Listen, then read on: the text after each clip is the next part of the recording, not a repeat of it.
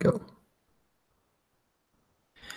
Welcome one, welcome all, welcome to the Juice, Broncos fans and non-Bronco fans. However you found your way here, this is the Juice with Sayre Bedinger and Brandon Keckler. Brandon Keckler is myself. Sayre Bedinger is my co-host, who's is just about as hot as me on this Swag Kelly conclusion. I imagine. Absolutely.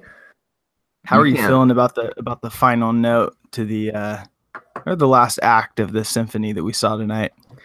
You know, I was believing there at the end that he was going to lead that game, at least game tying drive. I kind of had this picture in my head of Swag Kelly driving down the field.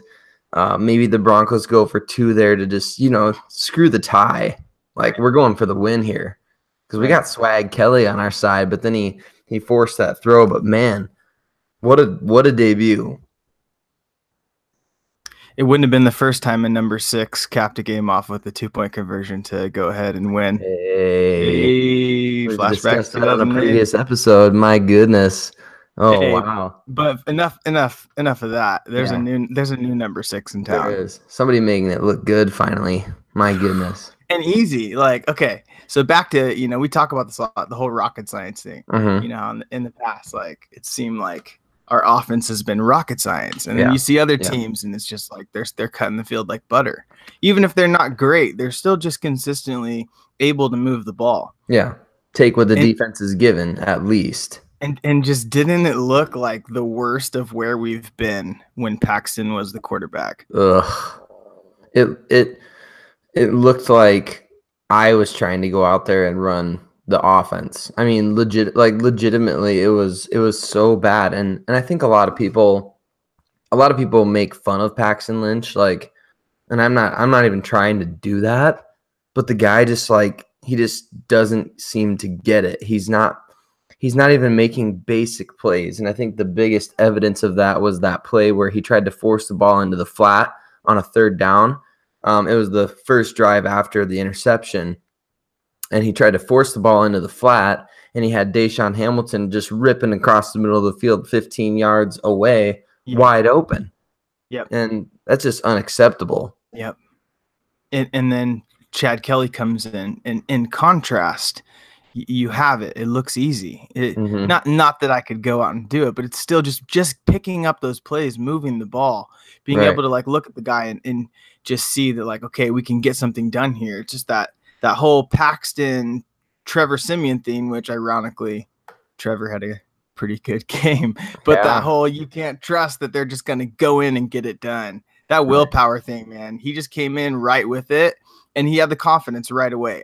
They said he caught the confidence after his first touchdown, but it's like, no. You weren't paying attention. The touchdown happened because of the confidence. Right. If he had come in to start the second quarter, I think the Broncos, I mean, not that the win-loss matters, but I think they win the game.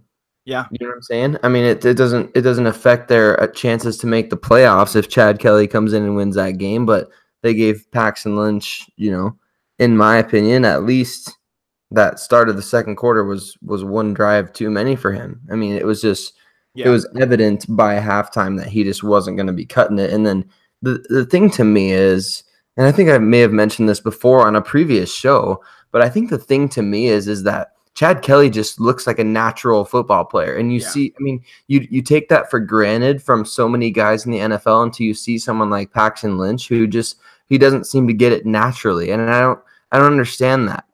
That wasn't what we saw from him at Memphis. That wasn't even what we saw from him his rookie preseason. I mean, when he came in 2016 in the preseason, I remember that 49ers game. I remember being excited about my future quarterback. Yeah, he showed flashes, and that's all you need to do as a rookie. But the regression from that point has been just incredible. I mean, it's really been something to watch. I mean, not in a good way. And he was easily the worst of all 6 quarterbacks tonight. Easily 100% by far, by a long shot. My whole thing with this is that up until this game, Mm. I was fully on board, and we've discussed this. We've stood in a similar place. I was fully on board with, let's see what he did this offseason. Let's see the improvement. Let's give him that fair shake. I'm doing the same thing with Vance Joseph right now in general. Just let's give him a chance to learn from his mistakes and grow. But I mean, you now look, here we are in year 3. You don't see behind the scenes. You did get to see at training camp. You did get to go and get a peek. Yeah. But for the most part, we hear some things and we see very little. So you're hoping that the 97% that we're not seeing, Paxton's just like hitting it and growing and learning, and now this was the first window on the other side of that.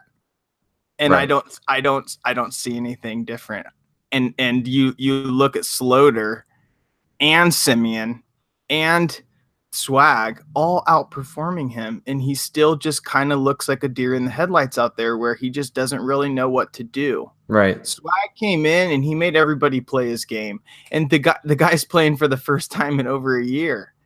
And his debut, it's like his rookie debut, and he far outperformed them. So I think, as much as we'd like to hope that Paxton maybe turns it around someday, I'm over needing it to happen on the Broncos. Someone else can go to him. I say we go Case and we go Swag and we move forward with that little bundle. If we need to pull in another veteran for a third guy, maybe we do, but Swag's the backup and Paxton's somebody else's problem in my opinion. Yeah, I think what you said is a really good point. What you said about the fact that it was basically his first game in not only 2 years, but I mean, I think, my gosh, I mean, the last game that he played was probably a meaningless college bowl game, and just that fact alone. I mean, that's crazy to me to think about. Nearly 2 years without playing football, and here Chad Kelly is coming in and outplaying a guy this is his third camp with the Broncos.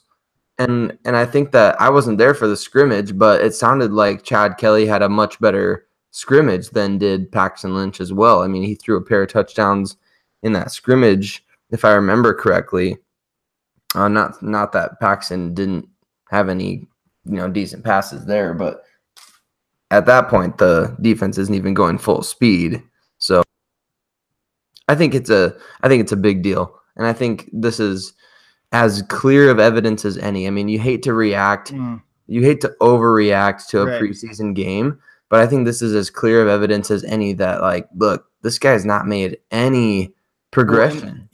There's no other evidence. No. There's just nothing. Even tonight, like, they say, he likes to lean on his athleticism and run, but it's like he's not even like a great runner. No. He's like if he could throw, that'd be a cool asset to add to him being a passer. Right. But he's not like he's not the short yardage dynamo that Tebow was, and he's not a quick, fast, speedy, thin. He's a decent runner, and he's leaning on athleticism as a decent runner. So it's just like I'm not seeing the pros at all, and that leap forward from where he was last year to now, it seems like he inched forward. Yeah, exactly. It's just sad. I mean, you don't wish ill on the guy, but at the same time, I hope he gets it. I do too. I really hope he gets it, but it's not going to be in Denver. Let's just end that right now. I mean, because if the Broncos let's just play this out. Worst case scenario: Broncos go into the season with Case Keenum as the starting quarterback. He goes down week 1. Let's just say that happens. And maybe it's even, let's just say as the worst case scenario, we're going to continue to play that out. It's the first play of the first game. Case Keenum goes down for the year. What are you going to do? That's what your backup quarterback's job has to be. Your backup, you have to have enough confidence in your backup quarterback that he can go out there and be that guy if Case Keenum gets hurt on the first play of the first game of the season. Well, and it doesn't seem like Musgrave was kind of like giving him somewhat of a vanilla execution to kind of get him going. Just do anything. to build toward giving him more plays. I think that was kind of his plan, is like get some momentum going. Don't throw anything crazy in, but he wasn't doing anything with the little. So we never saw him build anything. Whereas Swag Kelly came out and he started grinding, and it looked like Musgrave almost immediately opened the playbook for him. Right. Absolutely. And the reason that it looked like that, even though that I don't even know if that was necessarily the case, but the reason that it looked like that is because Chad Kelly is capable of going through a progression. Right. Which is crazy. Right. He's capable of looking at different receivers on a given play and not. Yeah. I mean, you talk about the deer in headlights look.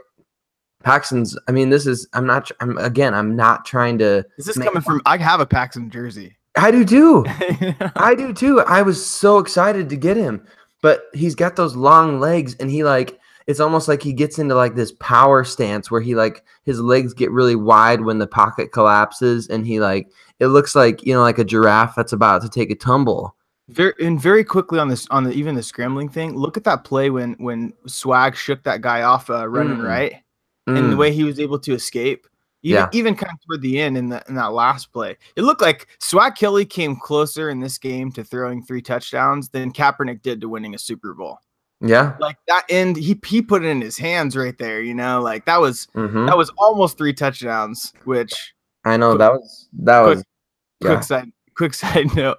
We about 7:00 when Paxton was in, I did text Sayre and tell him that Swag Kelly's going to come in and throw 3 touchdowns. Yep. So I was almost a prophet tonight. Exactly. You should have been on it. John Diarse. You have John Diarse to thank for that. The first pass that I've seen him drop in any highlight reel, in person, anywhere. That was it too, and it was 3 touchdowns. Not to win the game, that would have been the cherry on top. But at least the 3 touchdown prophecy would have been true. Yep. But yeah, sorry. So back to the point though. So Swag Kelly rolling right and shaking that guy off. Like it seemed to me like he was more throw on the run, elusive. Making something happen when the play breaks down, even than Paxton does. And that's like what Paxton's seeming strength is, right? Besides his height, which he still has passes batted down, like the screenplay, the wide open screenplay. Right. You talk about someone who should have had a touchdown. Philip Lindsay deserved to have that long screenplay touchdown, and Paxton just couldn't get the ball. He couldn't. Like Brian Greasy, I love that Brian Greasy does the Broncos preseason games because he's a quarterback, and even though he wasn't always great, he understands what you have to do. His commentary on the situation was just about like right on. Oh yeah, right. Spot on. Because he's obviously got a Broncos bent because that's his job. Yeah. But he's saying you got to adjust the arm angle. And it sounds so simple. It seems like an NFL quarterback entering his 3rd season should be. I mean, look at Carson Wentz and Jared Goff. I'm not trying to say that every quarterback is on an equal playing ground when they come into the league, but like those guys are 30-year quarterbacks, and they're already looking back on MVP caliber seasons. Right. And Paxton Lynch is unable to execute a simple screenplay or find Deshaun Hamilton on an in route 15 yards downfield. Like that's disappointing. It's really disappointing. Jerry Jones may have lost a lot of sleep that night that he didn't get Paxton, but I'll tell you what, he's sleeping like a baby right now knowing he's got Dak. Even with Dak, and Dak's not perfect. We saw that last year with all I think he regressed last year a bit, but he's way better than Paxton Lynch. Right. Way better. Right. Oh, I would take Dak as Case's backup any day, and he'd be competing for the starting job. Right. Exactly. Paxton's nowhere close to that. He's about to live the competition for backup quarterback and potential future of the franchise to Mr. Irrelevant. And I'm looking up right now because I want to reveal these numbers while we're sitting here. In order for the Broncos to cut Paxton Lynch, it would cost them, against this year's cap, it would cost them a dead cap charge of $2.545 million. And against next year's cap, it would be a $1.27 million dead cap charge. But is it worth, what is that? is it worth that amount of money to go ahead and just say, you know what, this is a sunk cost, we're moving on? Because no one's going to trade for him. Absolutely not. Absolutely not. Who would trade for him at this point? I mean, we gotta even look. Even if we're looking as optimistic as possible, even if you're the most look at this situation. Kyle Sloter last year in the preseason. What did the Broncos? I wish he was part of your trifecta. I know. I do too. But what did the Broncos get for him in a trade? Nothing, because they didn't trade him. They had to cut him and try and put him on the practice squad, and that's how stingy these NFL teams are. Like that's a guy that was valued by one of the best teams in the NFL, one of the top 4 teams in last year's NFL. That he was valued that highly by them to be rostered, and the Broncos offered him a practice squad spot, but they rolled with Lynch and Simeon. Right. Only because they wanted to roster 2 quarterbacks. Right. I think that was a mistake. Yeah, it was, and it would have been a much better situation this year. It would have been, and so like I just tweeted out earlier, I was like, is Kyle Sloter really any wiser for picking the like it was almost like tonight was supposed to be this revenge game for Kyle Sloter. Yeah. And it's like, well, I mean, yeah, you definitely got revenge on the field, but like if you had stayed in Denver, even on the practice squad, he would have played last year. Yeah. He would have played. I mean, that's just plain and simple. He would have played because of the Broncos, all 3 quarterbacks got hurt.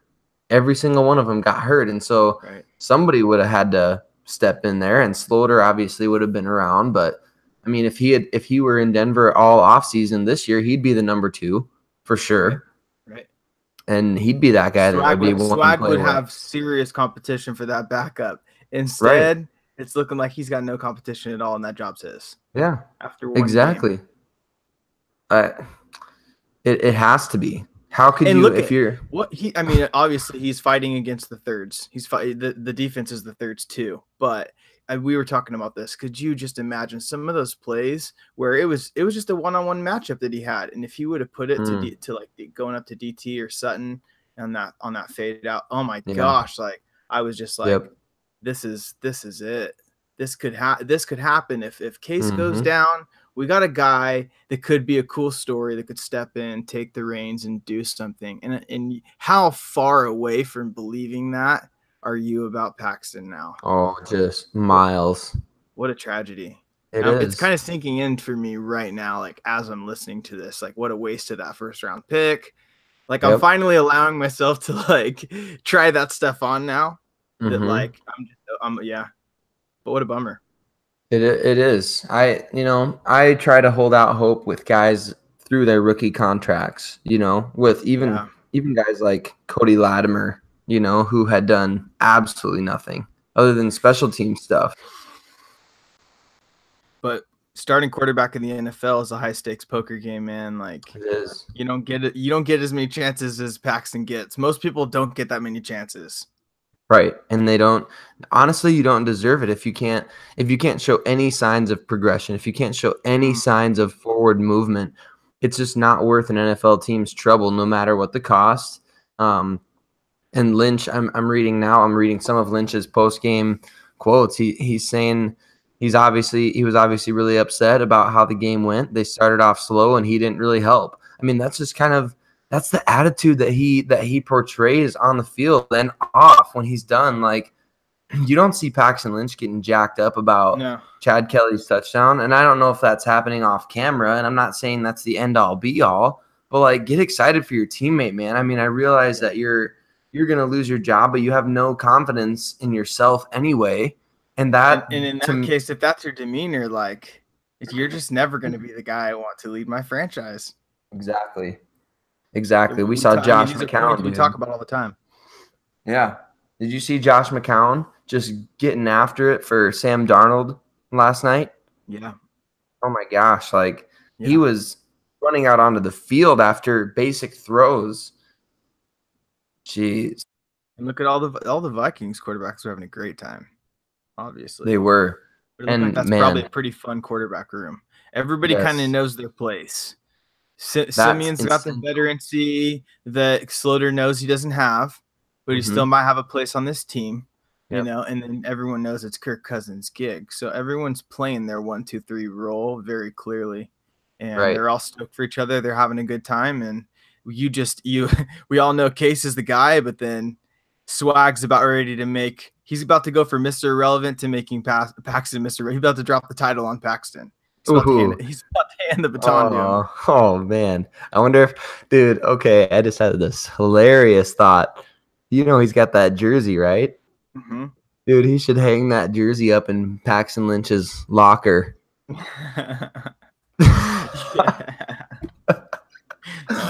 be like, I don't know who did that. Oh, snap. That would be so cold. That would be so cold. Wow. Crazy. I can't even. I just don't like bashing on him, obviously, and I don't think we're bashing on him. It's just it's sad. It's sad to see him go. My faith balloon that I was holding on to that was a little saggy. I just let it fade away. Just floated. It just floated away. Goodness me, did I just pour a freaking huge dump of coal and gasoline on my Swag Kelly hype that was already burning? Absolutely. We've been talking about him all off season, dude. And I remember when we did that redshirt freshman episode. And by the way, if you're listening and haven't listened to that episode, that's the hype episode for Swag Kelly, for Carlos Henderson, who's still not with the team, who DM'd me on Twitter. I won't get into the details on that, but just saying. I'm just saying. Yeah. And I feel confident about and Jake Butt. A lot of Jake Butt. Dude, that's because the first team offense was out on the field for 6 plays. Okay. No, go ahead. Let's go with some. Okay, so we've covered quarterback. So we believe position battle should go to Swag Kelly, number 2. Absolutely. And if anything, I think Paxton may need to lose number 3 spot, and we need to bring somebody else in. I agree. I don't feel comfortable if both those guys go down, and I don't think he's worth the project. Unless, what are we gonna do? He's gonna perform really well in the preseason, and we're gonna hold on to him and train him up, let his contract expire, and get some value for him toward the end. Like there's no. I don't see any scenario now to where that pans out. Like if you're looking at Chad Kelly's exponential progress up, it's going high from where he's at to a point where it already looks like it's far transcending Paxton. I want to develop that. I want to see Case and him and maybe having our franchise guy in one or two of those guys. Sorry, I totally lost my train of thought right there. It's all good. That was good. That was a good segment on the quarterbacks who. Oh yeah. Okay. Running back. Sorry. I wanted to lead it into running back. Now I think personally that we should also do a little depth chart switch. And Freeman showed. I know we didn't see a lot of Booker, so we probably need to not jump the gun. But the early knee jerk reaction is Freeman starting for this team as our bell cow running back. He looked like the vintage Oregon Ducks Royce Freeman. Right. I mean, that touchdown run specifically, where he went straight up the middle and then bounced it to the outside. Like, when was the last time a Broncos running back was able physically to do that? We've seen CJ Anderson take some touchdowns straight up the middle, and we've seen him straight to the outside. A couple CJ runs similar, but that looks smoother and a little faster. Yeah, I agree. That foot quickness, the vision to make that cut, it was nice. And it almost looked really beautiful, except for that frickin' 37. Yeah, man. We've been talking about that. All he has to do is say, look, he's just got to call Champ Bailey and just say, look, man, you're gonna go in the Hall of Fame next year. You're gonna go on the Ring of Fame someday. Is Champ Bailey in the Ring of Fame? What's the years cut off for that? Is that a 5-year deal as well? I don't know. At any rate, we need to know that. We should know that. We should. I feel like I should know that. I don't know. It's our homework. We got to know that next time. Yep. Anyway. But Jordan Moore, a fourth string safety, is out there rocking number 30. Okay. You know, Troy Fumagalli's out there rocking 84. Jake Butt's rocking 80.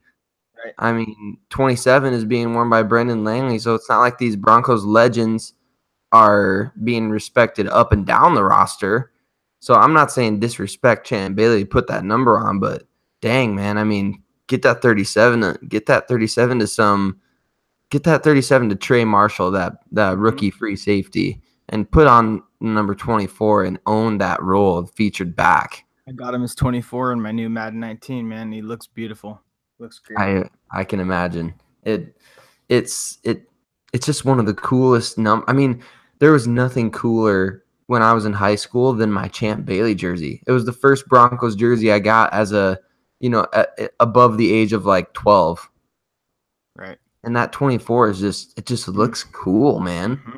It does. And it's one of the coolest numbers in our font scheme, I would say. And so Royce, you got to just call up Champ and just be like, "Yo, I'll do whatever, man. If you want me to roll out the red carpet as you come out to your Ring of Fame ceremony and, whatever, who cares? Just do it." Right. Get that number. Get that new number because you're going to be scoring a lot of touchdowns. I was pleasantly surprised by not that I was surprised, but just the way the offense was playing for them to be able to move the ball on the ground was surprising. But that burst up the middle and then that cut to the outside, I mean, you saw him do that against Pac-12 teams, and people in the NFL draft community are like, well, he's not going to be able to do that in the NFL. He's too this, he's too that. Well, that was all it took. And I was like, okay, he's going to do it here too. And there he did it. It was beautiful. What a beautiful first touchdown run. It was nice. I mean, it wasn't like at the 2-yard line, here's the 220-pound Royce Freeman coming into the game to get that goal line touch. No. Mm-hmm. This was it on third down too, or was it on second down? It was a something in long situation there. I don't remember. I don't even remember now. It was such a bad first half. I blocked most of it out of my mind. Yeah, that's like a trauma block. But another rookie at the running back position, man, Philip Lindsay. Okay, I was gonna say moving down. Didn't see too much. We didn't see too much of D'Angelo. Saw a little bit. Nothing as far as nothing too noteworthy. I mean, not like last year. Goodness me. Did we even see David Williams real quick? He was out there. Yeah, he was out there. So Philip Lindsay. My goodness. And it might be where he's in my Madden 19. There's a new roster depth chart position that's specifically receiving back. I love it. And what I'm now seeing is before you'd put a guy that was your receiving back as your third down back, but he'd only come out on third downs. Now, depending on what plays you're calling, your receiving back's out there a lot more. Kind of like where you'd put Sproles to that position, and he's always kind of out there in those kinds of plays. But it does a much better job of pulling the right guys out for the right scenarios. And Philip Lindsay in my Madden 19 Bronco season I just started, he's out there a lot because he's my receiving back. And I'm having a lot of fun with him. And then I go and I watch the game and I'm like, dude, they're playing him like I was playing him in Madden. And it's looking like this is going to be a fun tool. Oh yeah. Gosh, and isn't it just awesome to see the things that we dreamed about on paper and in the off season come to life, and even in a preseason situation? Yeah, like what's the best situation we dreamed up for Philip Lindsay? Well, he could be a return specialist. He could be that third down pass catching back. What does he do in the preseason game? Boom. Yep. He immediately made a contribution as a receiver, and he made a good decision on a kickoff return. There weren't many kickoffs returned in this game, but when he came out, his went past the 25. Yeah. I mean, that had to have been at least a 32, 33-yard kickoff return based on where they all catch them. So, right. I mean, that was a great. To me, again, knee-jerk reaction, one game, but to me, he locked in a spot as, I mean, with the combination of special teams and what he's able to do as a receiver back.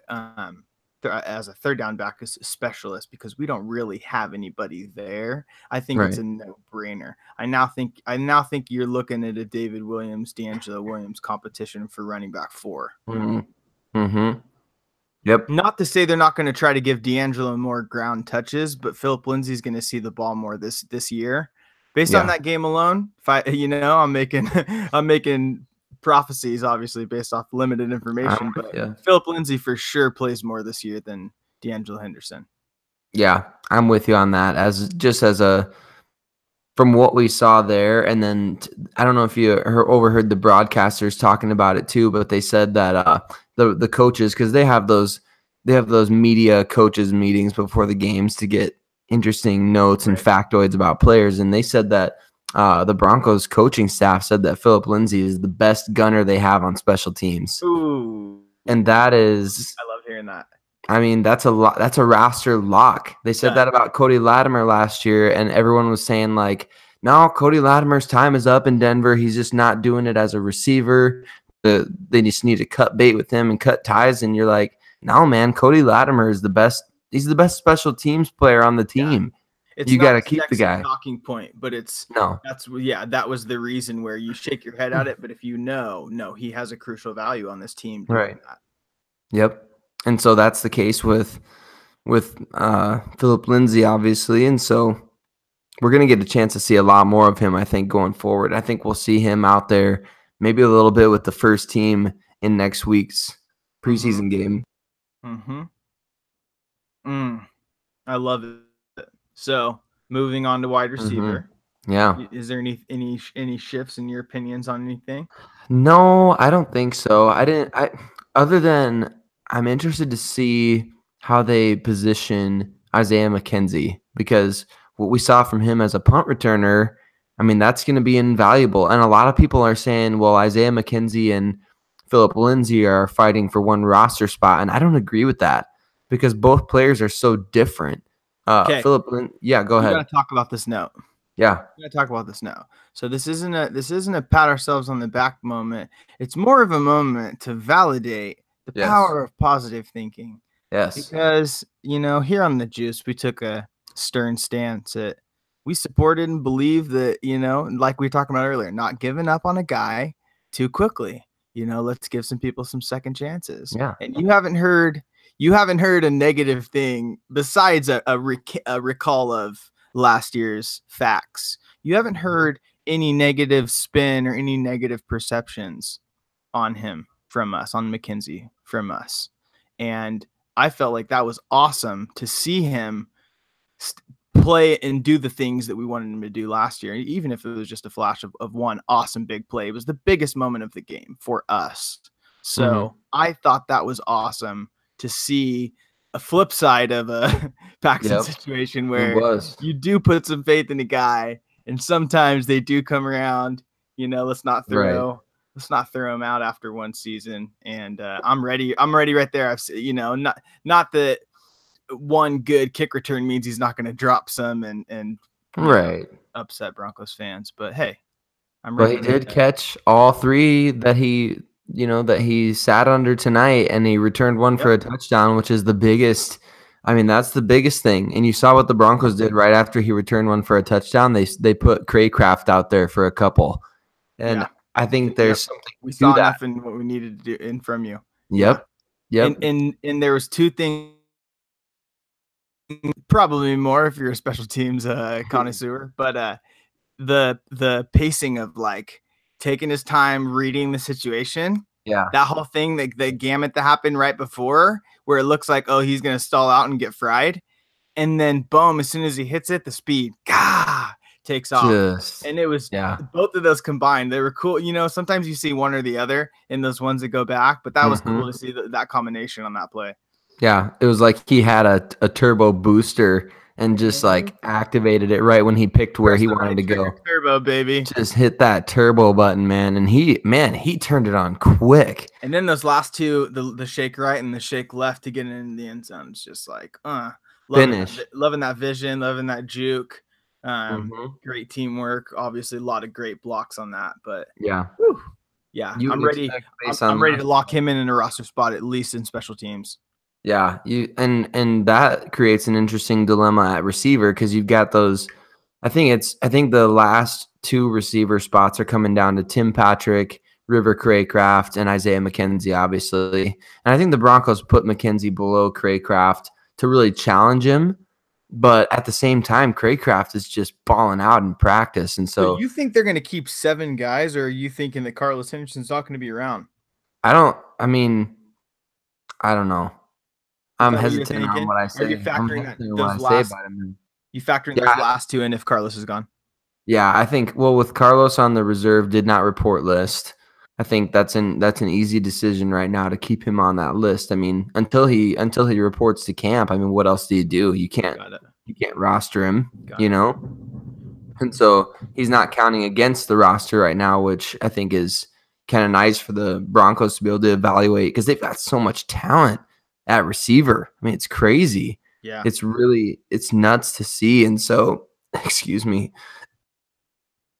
it's nuts to see these guys kind of developing before our very eyes. And McKenzie, if he can carve out any sort of role in the offense over the next couple weeks here, I mean, I think you've got to keep him because he's got that game-changing ability as a returner. I think there's no chance that you don't keep him, most especially if you don't have Carlos Henderson at the start of the season. Yeah, I think that's fair. I think not only you're talking about not throwing the pick away, but like we talked about that. You said I've never seen Elway just discard something like that Right. after a second year. So I thought he was going to be on the team if Carlos Henderson was around as that 6th guy. I just don't see how you cast out that talent. I think you need to just tighten those bolts, figure out what he wasn't doing right last year in his rookie year, and Right. there's no way you don't throw him in as one of those weapons, not only as a receiver, but when you get a guy like that can give us the Trendon Holiday factor, that we've been missing. I don't see any path forward where he's not on the team. Yeah, after that touchdown return, and if he has another couple of big returns and doesn't muff any punts here in the coming games, I think you solidify that spot because that's such an important position. I mean, it's a momentum shifting position, especially for the Broncos. It seems. And I love that. Then you've got Lindsey and him both. Man, that's electrifying right there. Those guys could each take a couple returns back to the house. And I mean, that's the potential that you have there. Do you have that potential with any other combination of return specialists on the team?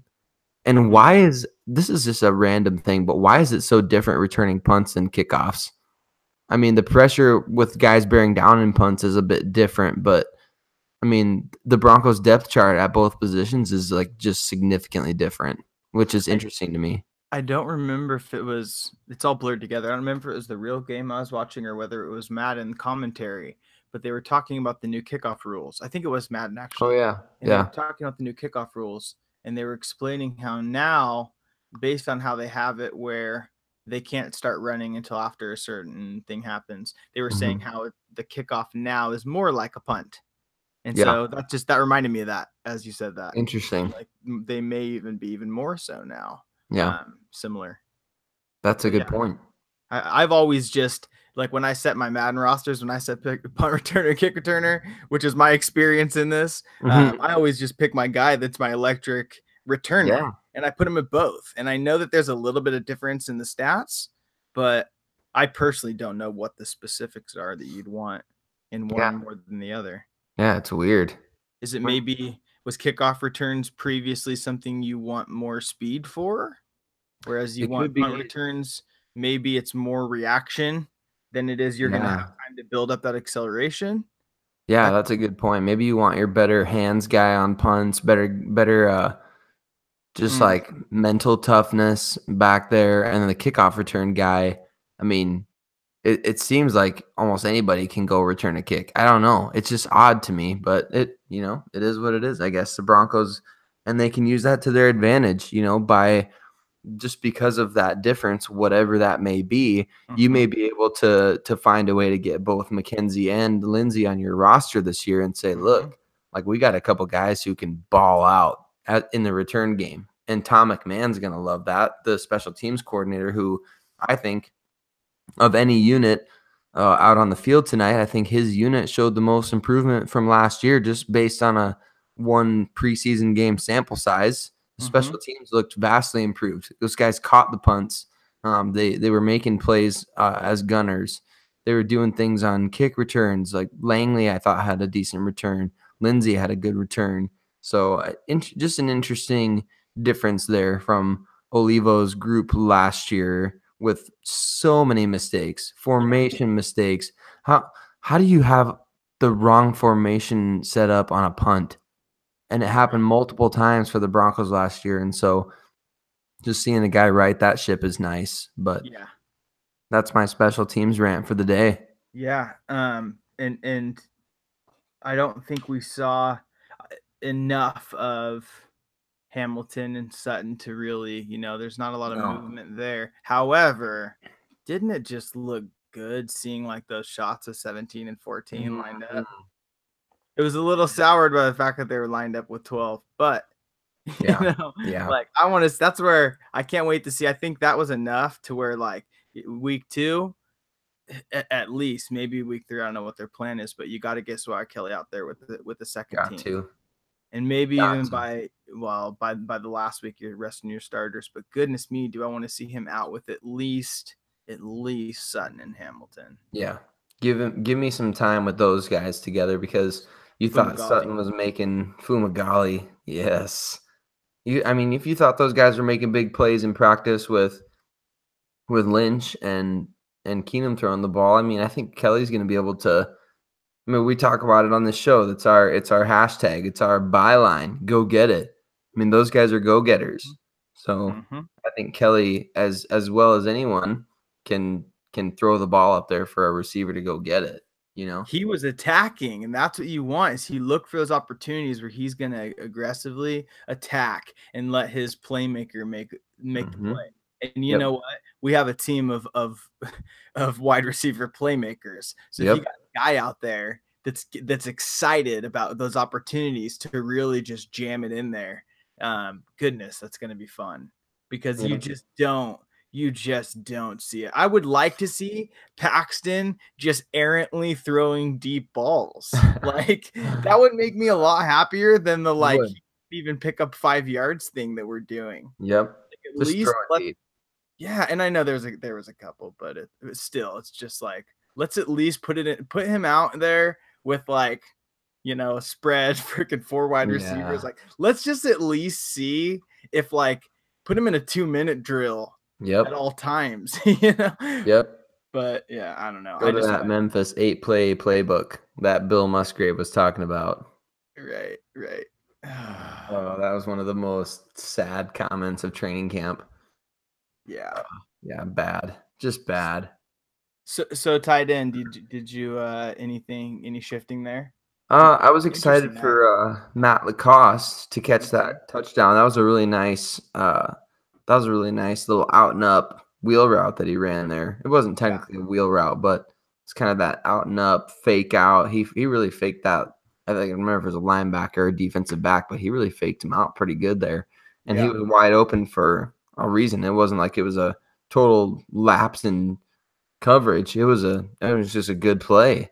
So I was impressed with that. I didn't really see anything from the other guys. Fumagalli obviously didn't play, which is a bummer, but was out there for a brief period, but we didn't get to see enough of him, I don't think, either. So I don't think any movement at tight end really for me. What did you think?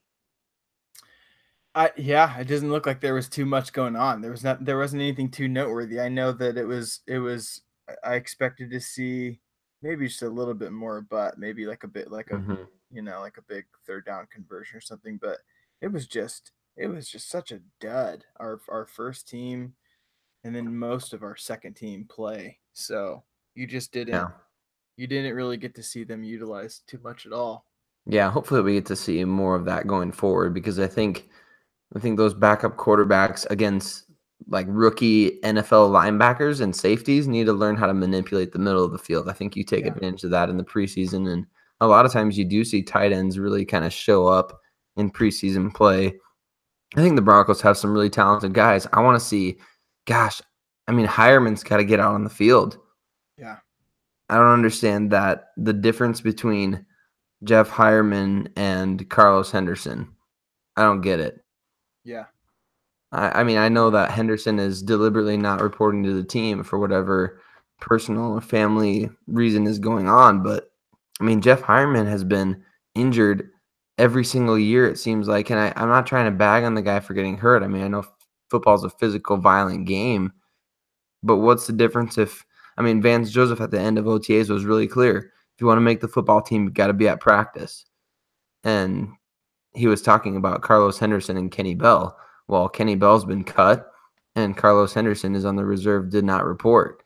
Yeah. And Hireman is the starting tight end. It's like, okay, I just don't get it. Like, where's that line drawn, and what players is it not drawn for? Because he has 18 career receptions in 3 seasons. Right. So it's just that didn't make any sense to me. Yeah, and weird. So he's listed as the starter, and then he may not even. Who knows if he's even around? Yeah, who is he even going to make the reasons have team? we seen besides them putting him at the top of the depth chart? He's even going to make the team. Right, and that's another bummer. It's another huge bummer. John Elway's drafting in the first 3 rounds from, I mean, basically from 2015 till present day. I mean, 2015 through 2017. I mean, it hasn't been what we hoped, really. I mean, even though you're drafting low in those rounds, like, you know, the 2015 season, you're coming off of a playoff year. 2016 draft, you're coming off a Super Bowl win. 2017, you're coming off even a 9-win season. And so it's not like it's easy to pick the right guys at those picks in every round. But, man, it's tough. Yeah. It's tough to see these guys not developing like they should. But then some guys, I mean, they're just out there killing it. Yeah. And I love it. That's why I love the preseason. Individual performance matters more than anything else. I loved it, man. Players. The only time I was bored was like when when our starters sucked. Yeah, that was terrible. That whole back half of the game, I was loving it, and I was like wanting to learn who some of these people were and just see kind of what they were like in game scenarios, and I was enjoying it, man. I was not bored at the back half of that, even as the announcers were talking about it, about how, you know, the end of these games of who's really paying attention and this and that, which is dumb for commentators to even be saying. I know. But even if true, you know, it's just not very marketable.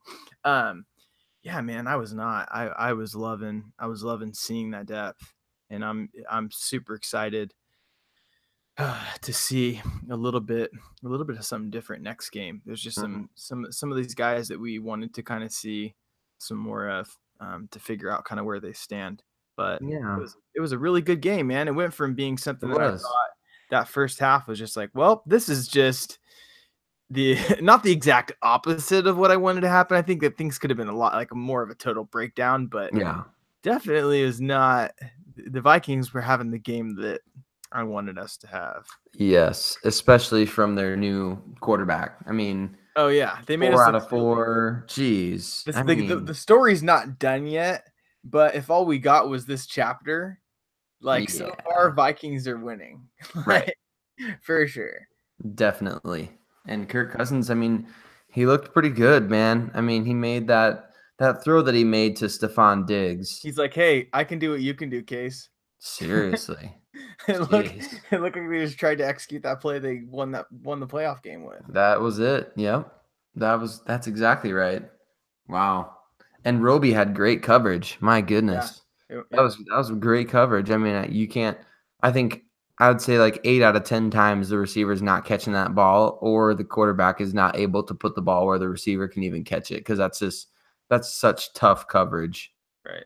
And that ball shouldn't even have been thrown. And let's just put this out there. If Von Miller's in the game, does he even have time enough to throw that ball? No.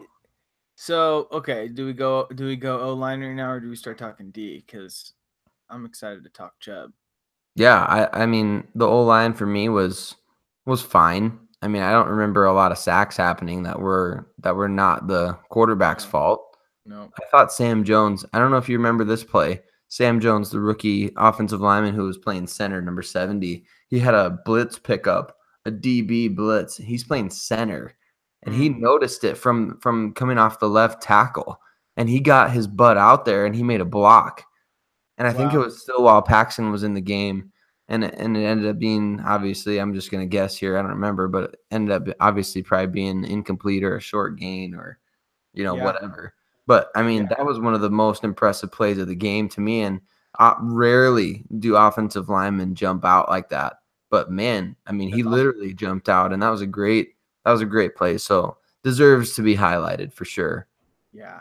They got him as like a 72 as a rookie. Oh, really? Which Is is that really low. that's really low?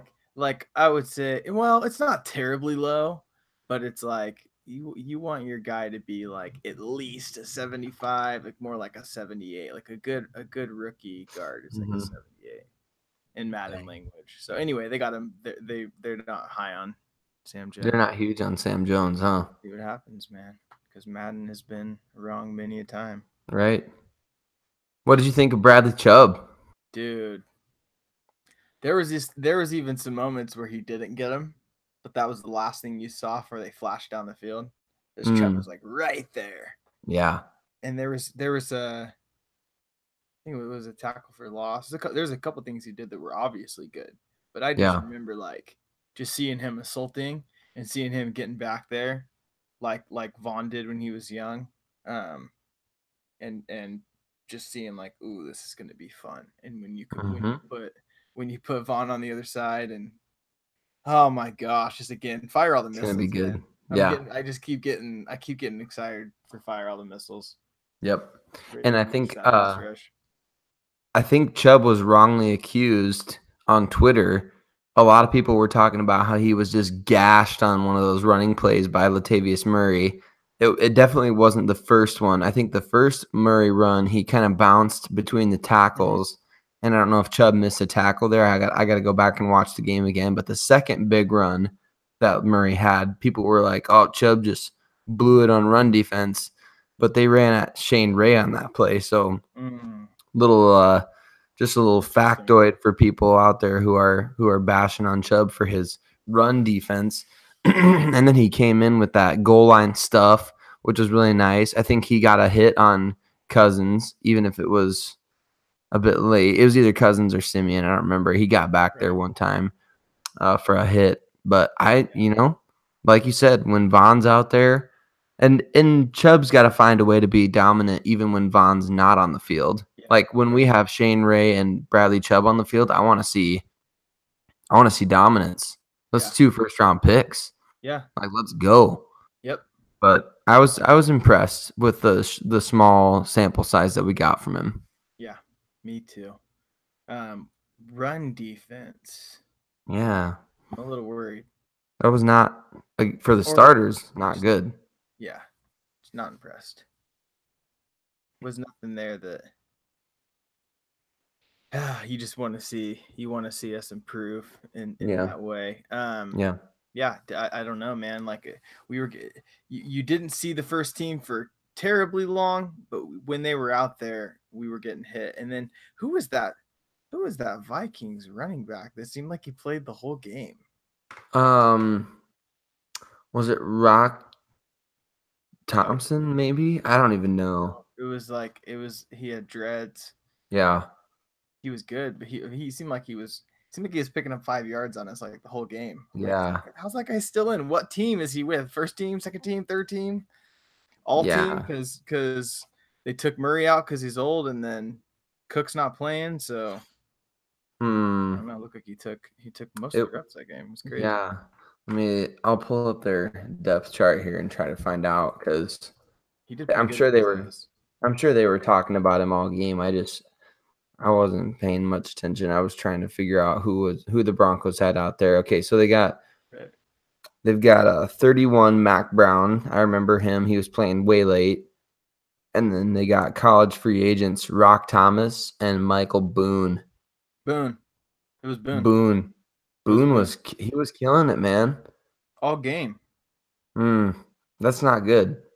No. Especially because deep into the game, the Broncos had out there the rotation of, I believe it was Shelby Harris, Adam Gotsis, and who was the other D end? Zach Kerr, maybe. But they had those. I mean, that's a rotation that we'll see in the regular season with the number one defense. Like that D line will be out there, and for them to be getting gashed at any point in a preseason game is disappointing. But I don't know. I'll be interested to see how if Todd Davis's presence makes any difference there. He's one of our better run defending inside linebackers. Derek Wolfe, that was his first game back from injury. He's one of their best run defenders. I don't know. And Von Miller, obviously, I mean, one of the best run defending edge players in the league. I'll be interested to see how it goes. Don't full blown panic. But it was bad. It wasn't good. I don't know if it was way bad, but it wasn't good, especially from the starting group. The Vikings drive was sustained on. I think the Broncos even had them in a 3rd and 15 or 3rd and long at one point with Cousins out on the field, and they gave up that big run to Vikings had essentially just given up and just handed the ball off to Latavius Murray, and he scampered for 21 yards. And it was, if not for that play, who knows? I mean, you hate to even think about that at this point because I'm just jealous of what the Vikings have. I don't want to think about how it could have been different. Yeah. But yeah, run defense not up to not the top unit we saw last year. That's for sure. Now, what about your boy Josie Jewell? How about that tackle for loss, man? That was great. That was nice. That was really nice. I don't think it was a flawless position. What's that? It seemed like he's putting himself in good position. I think so too. He's just an instinctive player. He just gets it. He understands what offenses are doing. He understands how to read the blocks. He understands how to read the backs. I just think he's just a solid all-around player. And we'll see his athletic limitations at times. But I think most of the time we're gonna be really pleased with what he brings to the table. He's just a good natural football player. I'm excited about him. Agreed. I wasn't really thrilled by anyone in the secondary tonight, except for Will Parks. Yeah. Will Parks played a heck of a game. Yep. He had the sack. Guyden was getting picked on. Yeah, man. Ugh. That's not what we want to see because I think he came out with the number one defense. And I think that they want him there. So I think we're gonna have to take our lumps with him. Yeah. I think the Broncos are planning on taking some lumps there, and part of me really likes that because last year they just weren't willing to take any lumps with rookies, so except for Garrett Bowles. Yeah. So right. So you didn't know what you had after a year. That's why we were able to. We were able to pump a lot of fluff this offseason because basically last year's whole draft class is just being recycled this year into a new draft class. It's just like what do we have in these guys? Like what could even DeMarcus Walker? It's just like he's playing it's not even a new position for him, but he's playing his, the position that he should always have been playing.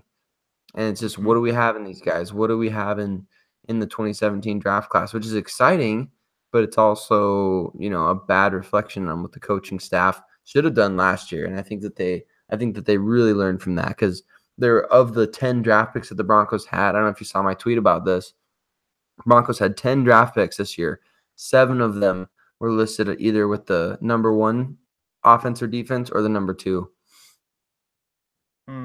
So that, they're getting these guys ready to play. I love it. And this is the time. This is the time to throw them into the fire, and that's where I was impressed by.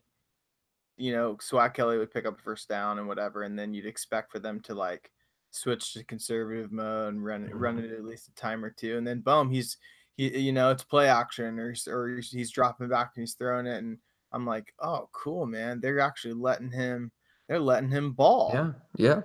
And it's Yep. like you can't tell whether or not they weren't letting Paxton ball or whether he just can't ball, or Yeah. If he just can't do it. But Jeez. I love that. I love how they just embrace, like, let's do this. Let's open the playbook up for him. Let's see what we have in him. I want to Yeah. see some more of that. I want to see some more, like, let's test these guys. It's not just have an Absolutely. ultra conservative preseason and not show our hand. Like, let's actually go out there and let's gamble, let's take some risks, and let's let these guys really go into the fire and see what we can forge out of the flame. Yeah. Heck yeah. I want to take some risks, man. And whatever it takes, if it takes Chad Kelly going out there with Hamilton and Sutton and getting those guys some real reps, because unfortunately, I mean, this has been the negative with preseason. I don't think the Broncos have been able to accurately evaluate their talent at skill positions because of how bad the quarterback play has been. And you can't get those live reps with quarterbacks like Lynch right now, who are. That's how I felt our second team in total is like, what do we even have? Right. Because it's like, it was all just Paxton. Like, we didn't even get to see Hamilton and Sutton. Nope. Nope. And it's like, if Paxton with a whole nother year, and this year, his second team wide receivers are Hamilton and Sutton. Like, I just feel like there's no excuses left. We ran out. They're out. Just completely out. Completely out of excuses. The Broncos are out of the. I think they're out of the ability to be able to justify, well, he's been here for 3 years, or, well, he was a first round pick. Like, that's just, I mean, that's down the drain now, and nobody's gonna care about it anymore because most people already dubbed Lynch a bust. Yep. And so those few of us who were holding out, not necessarily even with optimism, but just with general, like, all right, we'll give this guy till the next time at least we see him on the field, Yeah. Well, because he's on the team. For me, it was like he was going to be really entertaining because he was a goofball. He had a good personality. He also did like to kind of take it off and run and was a little athletic, but yet tall. Like, it seemed like it was going to be a cool recipe with his personality. If he could click as a football player, he's the kind of guy I'd want to watch. So now, where he's lost me completely tonight is not only are we not seeing the progress so that his personality can be a cool thing, like combined with his skill set. But guess what? A better personality rose up. And it's, like, not that he hasn't been there, but actually seeing the swag out there running the Broncos offense and being in sync with Bill Musgrave and his players around him. Go running over to them, cheering them up, like doing things, being vocal with them, like actively engaged with them. It's like even the idealized version of Paxton seems like it pales in comparison to now the potential of Swag Kelly. You know what I mean? Agreed. Do you get what I'm saying? So it seems like even what I had hoped is that we have a franchise guy in Paxton that you can develop into a franchise guy. And now I'm like, well, what good would that do us except for maybe trade fodder? Exactly. Because we got a guy that looks like he's way more worth developing and potentially handing the reins over to if we need to, either via injury or case not being the guy. We got a better player and a much more interesting character and storyline. I agree. Does it bother you at all? No, I was just gonna ask you, does it bother you at all that if the Broncos find a guy here, does it bother you that they wasted the first rounder if they still find a guy? No, it's a bummer now because it's bother me is like, don't do it. Like, if it bothers me, then it'd be like, why'd they do that? I'm past that point now to where it's sad. It bothers me that we made that past action. That's a bummer now. But moving forward, he's just panned out to be the 2 to 3 year project failed. Yeah. and maybe it's a 4 to 5 year project, but we no longer have time for that. And we already not only have our guy, but we have a candidate that's stronger for the Right. future. So we really, there's not much we can get out of him. And it doesn't seem to be worth the risk at this point to roster him and not roster a veteran guy that's maybe already started for some teams that could, if you need an emergency third quarterback, is going to be much more viable. We can't hand the season over to Paxton. The only thing that would be is potentially development for him, but it doesn't seem like he's developing very fast. Right. He's not. I don't think he's developed at all. I think I honestly, I believe, just from what I've seen, it looks like he's regressed badly. That's like that. I mean, just anti-development. It's just shocking me. Another Madden analogy. So every player in Madden has 4 different a development rating, and it's one of 4 things. It used to be slow, normal, something, but now it's normal, quick, star, and superstar. And it just seems like Paxton's just normal, man. He's And on the normal. he's a project, but he's a project that does a really slow developing project that by the time it's out here, we now see that it's just too slow of a developing project. Whereas Right. I would say Swag Kelly's floor is quick and his ceiling is probably star. I don't necessarily think Swag Kelly's superstar status. Doesn't seem like he necessarily maybe has superstar measurables and things like that. But it seems like he's got star ceiling and he's got quick floor. And it seems like Paxton's currently normal, and I think ceiling might be quick. You know what I mean? Like, to put it in those terms. And Right. so it's like in Madden, you tackle somebody, right? Well, if you're slow, if you're normal, then you only get a few points from that to spend on your skills. But however, if you're a superstar and you hit that guy, you've absorbed more from that experience and you can go spend it on your points and level yourself up. Interesting. Right? Well, that's similar to it reminds me of this situation. Yeah. Paxton's like, even the experience that you give him, because he has the slowest development trait, it doesn't even seem like it's really progressing him. Whereas it looked like Swag Kelly in a couple drives figured the NFL out. Yeah. You know? I know, right? It did. Just like that.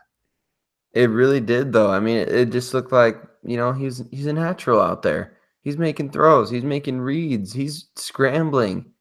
He's picking up first downs. He's putting points on the board. He's bringing us back from a deficit and pulling us into the lead. Like, man, if the defense come up with one stop there after fire in our stadium. He did. In a losing preseason game to former quarterbacks that we had and quarterbacks that people wished we had. You know, it was a demoralizing first game. Yep. To a team that's trying to give a new chance to Vance Joseph, trying to get behind a new quarterback, trying to believe that we're not going to be the terrible team that we were last year. And it started off like you don't have much reason to hope. Like it was a demoralizing opening. But then when Swag came in, and it was coupled with the Freeman touchdown, the Will Parks play, and then obviously the kick return touchdown. Those things all hyped it too. But nothing came in and single-handedly took over the energy of that game and drove it into the hearts of Denver Broncos fans more than Swag Kelly. And it was almost to the very last play. Yep. He gave Broncos fans reasons to stay in the stands in the final minutes of a losing fourth quarter preseason game. Think about that. That's true. It's true. I mean, I wasn't just watching it just because I had to. I was entertained. I wanted to see him score again. I didn't want it to end. I didn't either.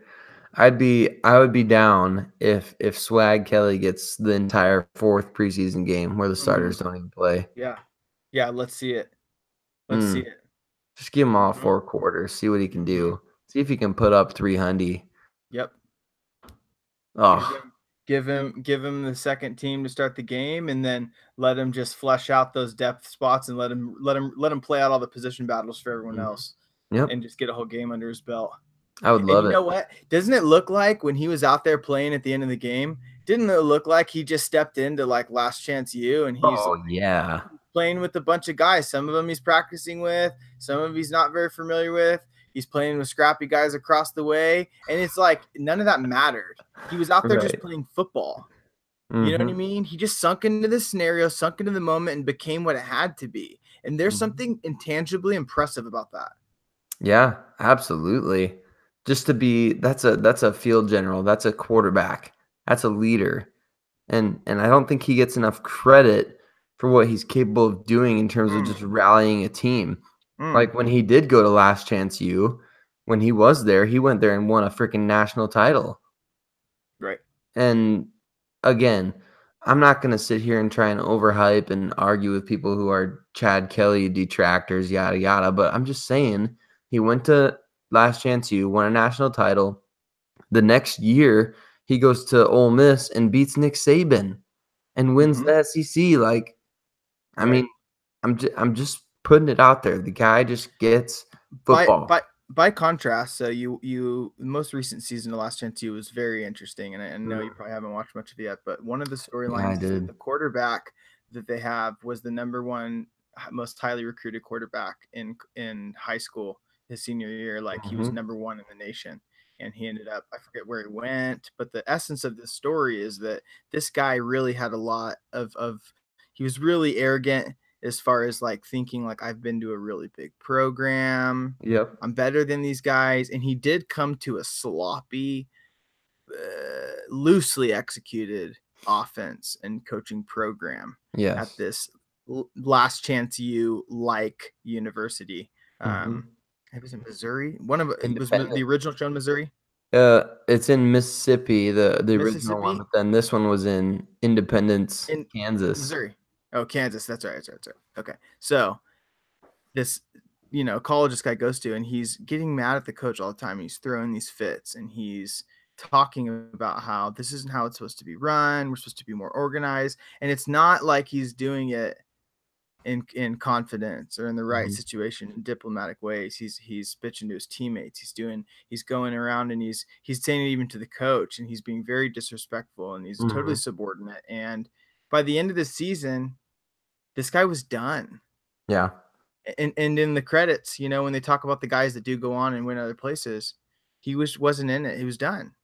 And it's like you watched his demeanor, you watched his lack of intangibles, you watched a lot of this stuff and how he'd cave, and you not only see why he got kicked off, but like he spent the last year of his coaching or of his college playing career. Maybe he went to some other JC after this, I don't know, but at least under the spotlight, even you're kind of your last chance to go and impress, and people are going to watch this, and you might get a gig just based on what you did on the show alone. And for him to fade out and become irrelevant because he was subordinate to he was subordinate to authority because he didn't feel like it was good enough. But it's not your job to determine that. It's your job to step into that scenario and to be the best quarterback that situation deserves with what you're given in the authority that you have. So it's like that. It's no surprise to me watching him how he's done. No surprise to me why he got kicked off his last school, and no surprise to me that he wasn't in the credits. Now you look at Chad Kelly. He came into that scenario of Last Chance. Though I wish we could have watched that season. Yeah, that would be great to reflect on. But that would have been amazing. We can already imagine he went into that situation like some of these other guys, and he went and balled out. He won a couple national championships there. He gets an opportunity. He goes to that situation in Ole Miss. He just recovers from everything that happens. He steps in the situation, becomes what it needs. Now here we are. He gets brought into the team, and he's Mr. Irrelevant. He's literally Mr. Irrelevant. It's literally the title he's given is Mr. Irrelevant now in the NFL. And then he goes through last year, doesn't even play his first year. And then now here he is on the cusp of passing Paxton up. And it's like how he's responding to the situation and how he doesn't care if he's going in and playing with the scrappy third stringers. He's going to go in, he's going to become what that situation needs, and he's going to lead those guys, and he's going to learn from his mistakes. That's where I didn't care when he screwed up in that play and threw that pick. There was a check down that he could have gone to. Mm-hmm. Great, because guess what? I already feel like I know enough about Chad Kelly that he's going to learn from that. Right. And I feel like like he was emotionally not affected by that. Mm-mm. Like we saw him come back out, and he made, I think the worst throw that he made was the one that was nearly a pick six. The one that he threw out into he kind of just locked onto the receiver out to his right, and the Vikings player dropped it. But I mean, he just wasn't rattled, and everything you said is right on.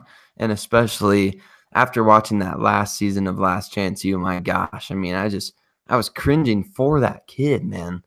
I mean, I'm just like, you gotta, I mean, this is your shot. I mean, it's the name of the show. This is your last chance. Yeah. And all what he could he do did was with it. complain. Yeah, he About couldn't. what he did, about the factors that weren't all going his way. And you look at it and you go, okay, let's put that personality into a situation where you got to be a leader of men on one of 32 National Football League teams. Yeah. Can that guy hang in that situation, or is he going to collapse in on himself? And I saw enough to where I'd be like, I wouldn't touch that guy bringing him into my locker room. No. Done. It ended his career forever. Forever. Yep. That's and so, you know, I don't think Paxton has a bad attitude. I don't think Paxton has those things, but it's like you're looking at it as, you know, this situation, he is not stepping up and taking it over and responding and becoming what the situation needs. Mm-hmm. Like, I just don't know. I don't know where his passion's at. I know he's a fun guy, but it doesn't look like he's somebody that's like, I want to go out there and be one of the greatest to ever play. No. It seems like he kind of realized, like, or he convinced himself, or he listened to too many people who said he wasn't good enough, and that's how he's playing. Like, he's just kind of like throwing his hands up in the air, like, well, I guess I'm not good enough, you know? And he kind of approaches it. It just seems like he plays like that to me sometimes, which is, I mean, it's sad. I hope he gets like a Nick Foles shot someday. Yeah. Yeah. Like, to come in some situation and do something, and he's learned enough by then. But at Absolutely. this point, he seems like a liability even as a backup. And that's I sad. agree. That's It sad. is. It really is. Well, here on the Juice, we are the optimistic, super positive, always giving you reason to hope Broncos podcast. As we talk about all the depressing things that's happening tonight. Yeah. No, I think we put a fairly positive spin on what I think so. positive we can grasp. I think most of the show was spent talking about how excited we are about Chad Kelly, and that's what's important. It's the energy, man. He gave us the energy tonight. He did. He got the juice. He got the juice flowing, man. I went from like, I wasn't done. I'm not like the fire Vance Joseph, Case Keenum was a mistake. All that was just so stupid. You were sending me some of those. Oh my gosh, those are pathetic quotes and whatnot. Broncos country should be embarrassed. I'm just gonna read a couple of those off. Yeah, go. What a story. Oh wait, no, here we go. I gotta scroll up a little bit because we were celebrating quite a bit here at the end. These were incredible though. I mean, it was, and they were serious. People are dead serious. Mm-hmm. This is what we gave up Trevor for, was one of them that I saw. Well, seen enough. Top 5 pick. Here we come. Or here's a good one. If I was Elway, I'd fire Vance tonight. We look worse than last year. My Lord. Jeez. I mean, yeah. Talk about knee-jerk reactions. Oh, and your one was great though. This one wasn't a knee-jerk, but it's just okay. Hold on, I know what it is. I know what it is. Yeah, you gotta reveal it. Was that Swag was doing really good, right? Mm-hmm. What point was it at? I think it was right before. Let me look here, because this is the beauty of it. It might have been after the second touchdown. It might have been after the Lindsey touchdown. Yes. Yep. Talking about it, and they said, "Go ahead and say it," because I know you got the exact quote. It says, "Paxton Lynch is straight booty cheeks. Oh no, I thought you were talking about the Swag Kelly, the one about the story that's developing. Oh yeah. Booty cheeks. Booty cheeks. Jackson Lynch is great booty cheeks. Never heard that before, but I was like, huh, interesting. Straight booty cheeks, not Straight just. booty cheeks, I mean, man. not just like in it. I mean, you're not trying to beat around the bush there. It's straight around, straight booty cheeks. Booty cheeks, man. Mm. Yeah, sorry. The one I was quoting and referencing was it was after Swag threw his second touchdown and was doing really good. Yeah. And the commentator said, "There's a story developing in Denver," or something like that. There's a story at work here in Denver. Like something's happening right now with the Swag Kelly guy, and it was just like Sayre and I were already going nuts over everything's going on. And then it's like for that to come in, us here in the juice with the storylines and the plots. So that was a cool quote, because I always think the Broncos are like just about the most storybook team in the past like 20 years of football, as we've talked about before. But it's cool to see the commentators specifically pointing out that there is a cool storyline that's coming out. That's cool. And it really is. I think, Vance Joseph, I don't know if it's his duty necessarily to be diplomatic at the, the post-game presser, but excuse me here one second. But he didn't really say anything about whether or not they would split the reps again this week or whatever. He was pretty kind of beat around the bush about it. He even called Paxton Lynch's performance up and down, which there was literally nothing that I could pull positive from it. I don't think. I mean, not that I can remember. There was a couple. It's like there's a couple completions, but it's there were a couple completions. You don't want that to be your highlight reel. Is like your reasons for what you did good is that you completed a couple passes. It's like that's below the bottom of expectation. Yeah. He even had one play where he had Deshaun Hamilton for a TD, and he should have thrown the ball to his back shoulder, and he threw it out in front of him, and Hamilton wasn't able to get to it, and it was just, it's just maddening. And that wasn't the play from before either, where he had Hamilton open. This was a play deep downfield, and he just whipped the ball towards the middle of the field instead of throwing it at the back shoulder, which Trevor Siemian did flawlessly twice. So that part was frustrating, but I'm encouraged by Chad Kelly. It would seem like a really much more demoralizing situation right now if Swag Kelly didn't come in and just give us a reason to hope that we have somebody else besides Case Keenum on the team. Especially with two of last year's quarterback on the other side, not even starting, just two of the backups, and it's like, damn, they got two better backups than both of them backups. But no, Swag Kelly came in and gave us a reason to hope. He stole the show. He brought the juice and he stole the show. And that's all you can ask. Agreed. Can't ask him to do more than that. Nope. I'm satisfied with that first game, despite the fact that our defense got blown out. I am too. If Swag Kelly had come in and looked awful, I think I would have a hard time sleeping tonight. Yeah. But I'm going to sleep well. This would have been a much more depressing podcast. Yeah. Swag Kelly gave us something positive to kind of anchor to. Yep. Absolutely did. Thank you. Thank you, Mr. Not Irrelevant. It's crazy how much that is just enough for me. It's just to see that Swag came in and balled out. It's like, that's just so satisfying, because I want that problem of, like, we've talked about this. We need to have too many viable quarterbacks. Yeah. Let's get a plethora of options going. I'm tired of that being an issue. So let's get him on the road to progress. Let's put away the draft politics. Let's get we got our undrafted Case Keenum. We got Mr. Irrelevant Chad Kelly. Let's go. Wow. That's what I'm talking about. I love it. No Underdog more story, baby.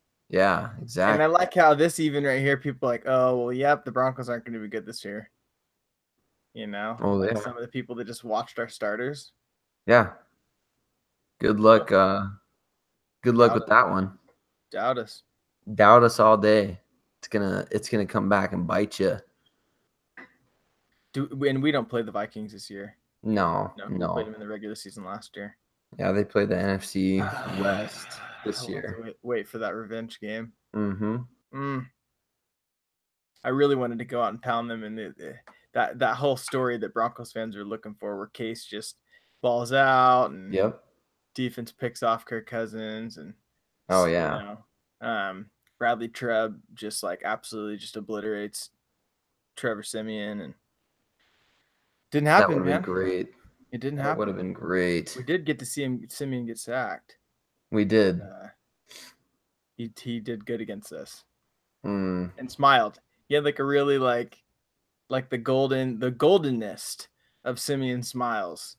Like right Yeah. after he threw that touchdown, it's like, Gosh. dang it. He was Okay, enjoying time to go that. back to Paxton. He was enjoying that.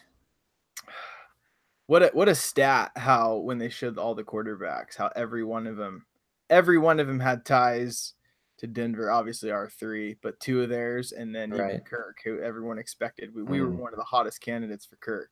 Funny Yeah. that stable of quarterbacks. It was a pretty storyline game. That would have been one that, if that was a Madden game, I would have been like texting somebody to share the storyline. Yeah, it was interesting, and gosh, I hope our trajectory changes now. But I'm as always optimistic. Yeah. What's the number one thing you're worried about? Oh, I'm worried about that offense. I want to see some proof that the offense is going to be better. I just need to see it. What do you think the game plan was of what they want? Like, we talked about Paxton versus Swag as far as how Musgrave opened up the playbook, right? Yeah. What do you think about the way that they used it with Chad toward the end of the game versus what they were doing with Case in the beginning? I don't know. I wonder if they were trying to rip off some like scripted plays, or I don't know, because we didn't see any. It did. It definitely felt a little too overly scripted. Yeah, I hate that. Unless you know that it's going to work, like, what are you doing? Because the first play of the game was a penalty, and then you put yourself in. Then I think you have to throw away the script. Yeah. If you commit a penalty on the first play, you got to throw away the script. You got to start from scratch, and you just got to say, all right, I mean, I don't know. Maybe that's wrong. I don't know. But you're not at that point, you're not in the same situations that you assume you're going to be in. Like if you project a first down play to get you 6 yards, and then all of a sudden you're in 1st and 20, you can't run the play that's designed to get you 5 yards. You need to get those 10 back. Right. So everything changes. And I think an offensive coordinator needs to be adaptable to those situations, and an offense needs to have multiple plays. And I realize you're not trying, to open up the entire playbook in the first preseason game, but let's get some of those go-getters involved. I would have liked to have seen that. Right. Agreed. Yeah. That's biggest concern. I'm trying to think of it. What is my biggest concern? Because I think that was something that's more the way that they just approached this limited window they had. Whereas I think if I hadn't seen the way that they called and ran the offense with Swag, I think I would be really worried, because I wanted to put a lot of trust in Musgrave that he was going to be able to pull a car season out of our offense this year. Yeah. So that almost really bummed me out, because then you're looking at Case not doing well with it, and then Paxton just looking just as terrible as last year. And you're like, what's up with our play calling? Is it we have the pieces? Are we not utilizing the pieces properly? But then the way that they were opening up with Swag, once they kind of got in sync with him, it's like once they saw he was capable of doing what they wanted to do, they reached a little deeper down into the playbook and ran what I think the closest of what the Broncos' offensive identity is going to be this year is the way that the offense looked under Swag. I think so too. The closest representation of, not just because, oh yeah, well, of course that was when they were the most successful, but it felt to me like there was a rhythm and there was a union between quarterback and play caller. It gives me a peek into what maybe that's going to look like when they open things up a little bit more for Case, when it's not one of those overly scripted situations. Does that seem fair? I think that's fair for sure. Yeah. I'm not too worried about that. I think we'll see more. Yeah. I think a high candidate's definitely the run D. I want to see the run D better with those guys like you talked about that are good run defensive players we have that just weren't playing tonight. Getting gashed by those guys, especially consistently throughout the game and by our depth as well. Didn't really inspire any confidence. Yeah, I think that's probably, I would say that, and just the fact that I think we need a third quarterback now. Yeah, with Paxton's ineptitude. I think maybe give him one more game where you put Swag. I think you do the opposite. I think you run Case a couple drives, and we need to pull a touchdown out of one of those drives, and show us something. Then pull the starters, put Swag in with the second team, and let him finish off the first half, and then maybe a series or two into the third, and then you give Paxton the close of the game. And if he does nothing against the third team, cut him. I think it's time to get a veteran and move elsewhere. Yeah, I agree. We need to see if Swag can take that momentum going forward with better players and against better players.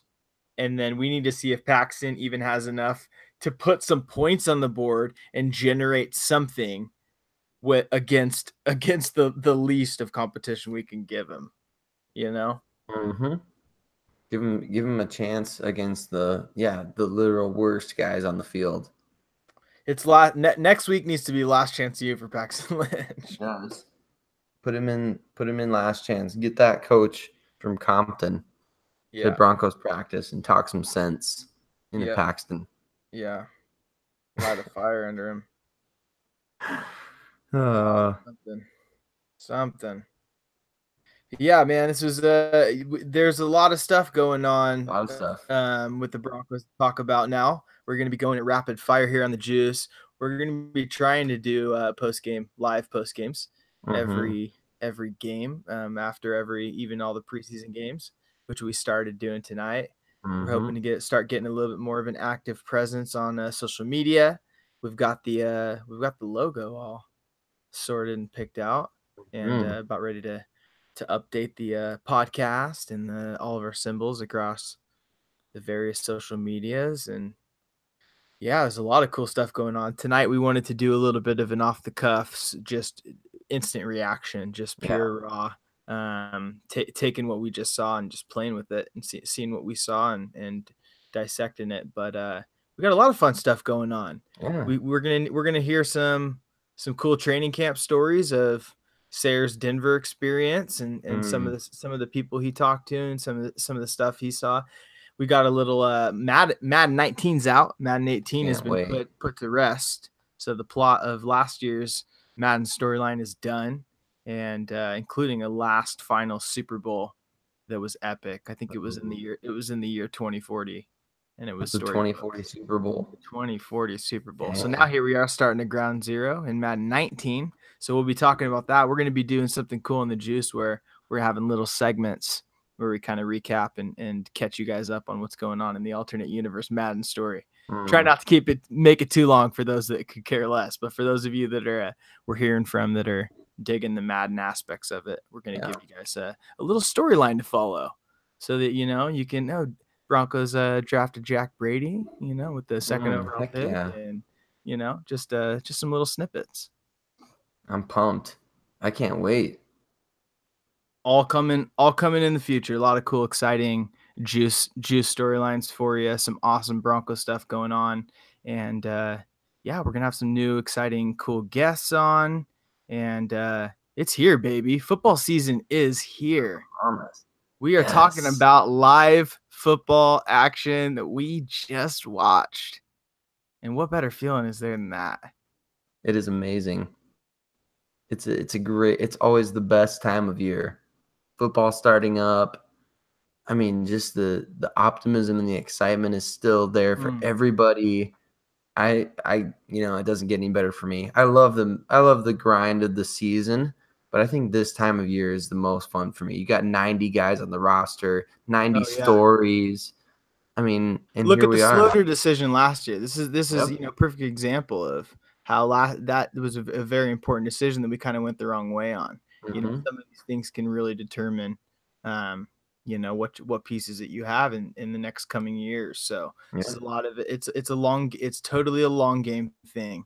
There's obviously short-term benefits, but it's really exciting to see some of these first steps into the NFL realm for these guys in live action games, because you never know when you're watching your future favorite player, when he's catching your fire for the first time and showing signs of what's coming. You want to be there for that first time. Absolutely. So I have one final question for you. Yeah. So in Madden, you can click on a player and you have scouting points. And you can make one of their stats go from a question mark to figuring out what that number actually is. And you get to see, okay, whether that guy's worth drafting him by turning him from a question mark into something that's tangible. So if you have that power in week 2, next week, upcoming game, to turn one player from a question mark to a variable that you understood, which player would you choose? Who's the unknown that you need to know next week? That's a great question. I don't know. I'm trying to think of mine too. Yeah, I think it would have to be somebody. I mean, obviously, a lot of the focus right now for me is on offense. I don't know. I would really like to know. Booker for me. Yeah, Booker's a great one. Because are you getting the guy that hurdled over the Colts defender, or are you getting the guy that just plows his way directly into contact? You getting the X knee injury guy that just doesn't have it anymore, or are we gonna get Booker that we hope that we got? Yeah, that's a great one. I think we need that because I think we saw the question mark take form in Royce Freeman in this first game. Yeah. And we saw that we have a potential starter. So now it's like, are we throwing, Booker and D'Angelo and David Williams into the same bundle of who's going to be carrying the coattails for Royce Freeman? Obviously excluding Philip Lindsay from that, because it's looking like he's got that receiving back job in his hands at the moment. So I think we need to see what are we evaluating for Booker? Do we have a potential starting guy that's going to hold Freeman back?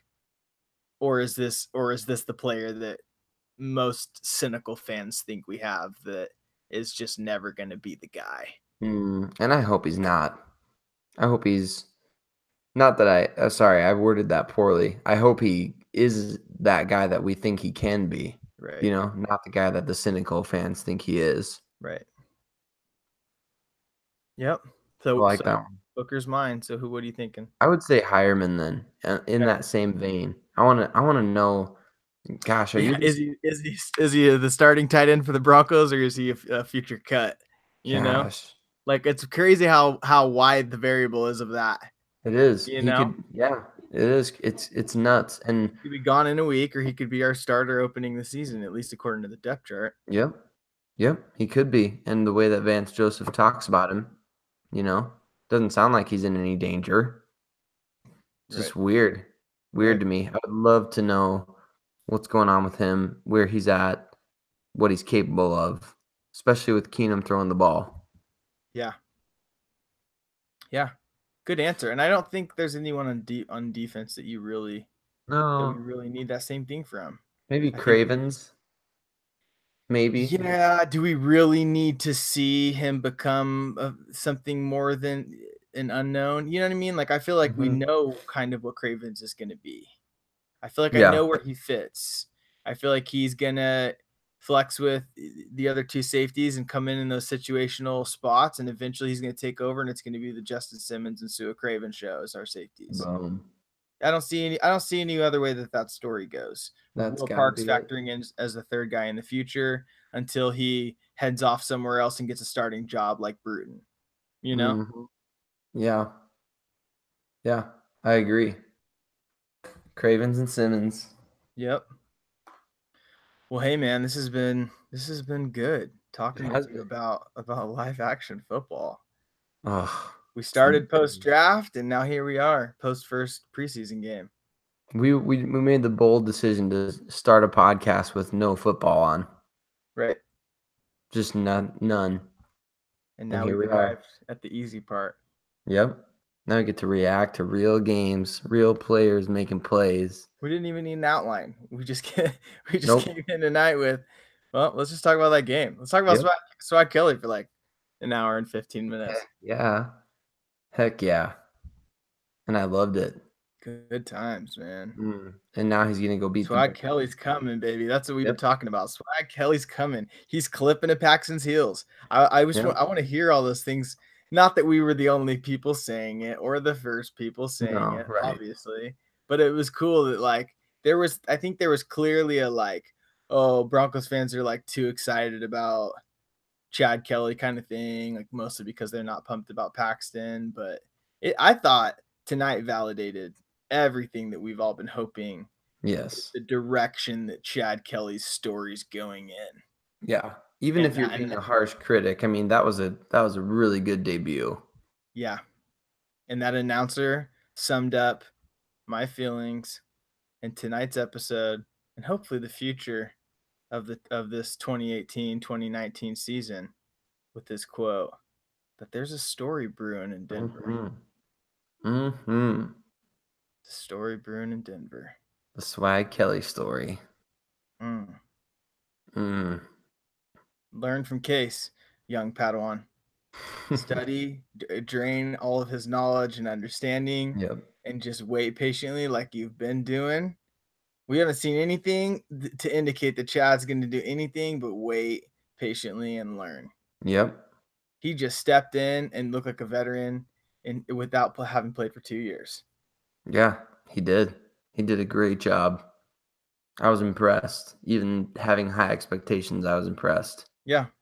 Yep. We're high expectation homers, man, over here, especially with Swag. And that was like cool. I didn't expect it to go that well. Right. It's like I told you, like, watch. Swag Kelly's gonna come in, he's gonna throw 3 touchdowns. And then Yep. boom, he hits one. Okay, that was sweet. There's still a ton of time. Boom, he hits 2. I'm like, oh wow, I'm already that shot in the dark, hashtag bold prediction. It looks like it's gonna pan out. Yeah, and should have still, you know. Almost did. Come on, DRs. Almost. I'm gonna call it a moral victory. Yeah. It's like a 2.5 touchdowns, 2.5. Yeah. Close enough. Round up. He threw 3 touchdowns, but one wasn't caught. There we go. Yeah. There it is. I like that perspective on it. Yeah. I'm sticking with that one. Yeah. Prophecy intact. Exactly. More prophecies to come on the juice. More prophecies to come. Lots of good times to come. Lots of good guests. Some cool news segments. New ways to interact on social media. It's going to be a good football season, and we're just here to help amplify that to enhance your experience as a Denver Broncos fan. As always, communicate with us. Let us know what you're loving. We need that constructive criticism that shapes this art into its final form, so you can be involved in that process. Let us know. Let us know what you're digging. Let us know where we can get better. And yeah, I hope you enjoyed this episode. I hope you're enjoying the fact that Broncos football's back, and excited for the future that's unfolding, because it's gonna be a good ride. It's gonna be a good ride. Even after that first half, my brother asked me, like, "What do you think his team's gonna do?" Like, well, honestly, man, beyond the first preseason game that you can't really take too much stock in, 10-6, baby. Yeah, baby. 10-6. I'm down with that. We win the West with 10-6. go to the playoffs, maybe make a rumble if our defense is intact and playing well, and our offense is just able to consistently do something good. Yeah. Consistently good with a great D. Let's do it. I like it. So hashtag go get it, baby. Hashtag go get it. Let's get it. Any final thoughts? I'm thrilled. Just football's back. I'm not an overreactor, negatively especially. But I know that wasn't the best showing for the first game. It wasn't what I pictured in my mind. But the way that it ended with Swag Kelly, I'm encouraged. I'm The looking last forward time to we had an seeing. energy shift like that was when Peyton Manning came in week 17 of 2015. Yep. That was the last time we had something like that, to where, okay, we went from like a demoralized team to like, here's somebody that can pick up our hopes and dreams and carry us to the promised land.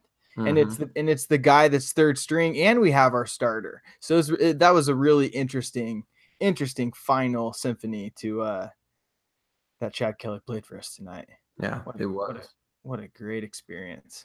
So thank you, everybody, for joining us this evening.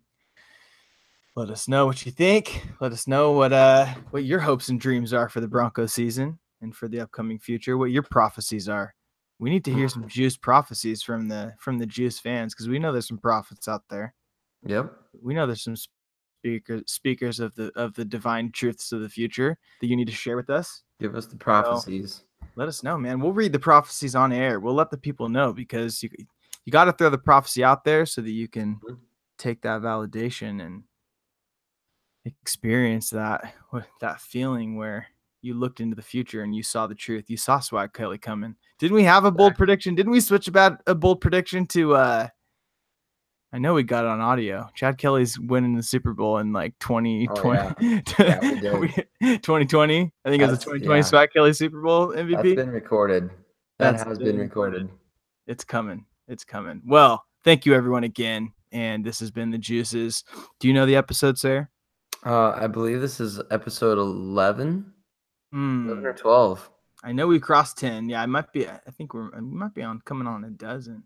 Thank you to everybody for coming on this ride with us.